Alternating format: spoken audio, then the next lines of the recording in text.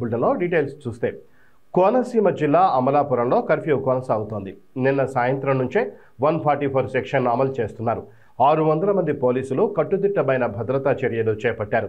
ఉద్రిక్త పరిస్థితుల నేపథ్యంలో అమలాపురం నుంచి ఇతర ప్రాంతాలకు అన్ని రవాణా సౌకర్యాలను నిలిపేశారు. జిల్లా వ్యాప్తంగా పోలీస్ పికెట్లు భారీ గస్తీ ఏర్పాటు చేశారు. అడుగడుగునా పోలీసులు మోహరించారు. కోనసీమ జిల్లా సాధన సమితి చెలో రావులపాలెంకు పిలుపునిచ్చిన నేపథ్యంలో పోలీసులు ముందస్తు చర్యలు చేపట్టారు. కాకినాడ, రాజమండ్రి నుంచి కోనసీమకు బస్ సర్వీసులు రద్దు చేశారు.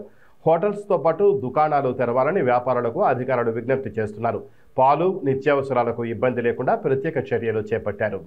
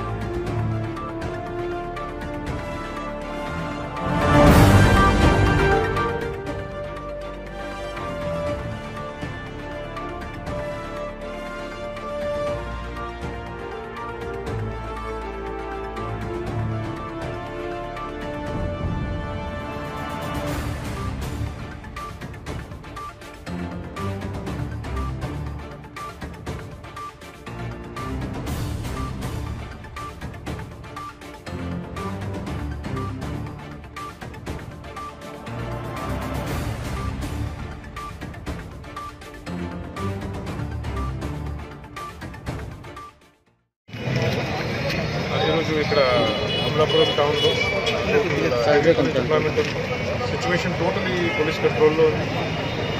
ఏదైతే ఏ పరిస్థితి వచ్చినా కూడా టోటల్గా దాన్ని సమర్థవంతంగా హ్యాండిల్ చేయడానికి పోలీస్ యంత్రాంగం రెడీగా ఉంది. ఉత్తర జిల్లా నుంచి కూడా బాగా హెవీ సంఖ్యలో పోలీస్ ఎంప్లాయ్మెంట్ ఇక్కడ జరిగింది. సీనియర్ ఆఫీసర్స్ కూడా బాగా ఏదైనా ఇప్పుడు పోలీస్ వెరీ వెరీ స్ట్రాంగ్.